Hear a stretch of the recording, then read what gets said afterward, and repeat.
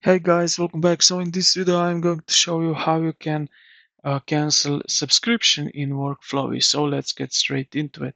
So I assume that you are already logged in to your account. Then what you need to do next is head over here to the top right corner where you see these three vertical dots. Click on it and then find the settings. Select settings.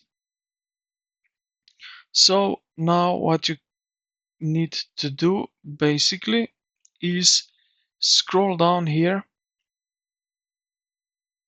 So right here under the Workflowy Pro, you will see that you have a Workflowy Pro account, and it will set how much time do you have available. So, and right here also you will have the option to cancel this account. So to cancel Workflowy Pro account, you will see somewhere here the button to cancel it, the subscription.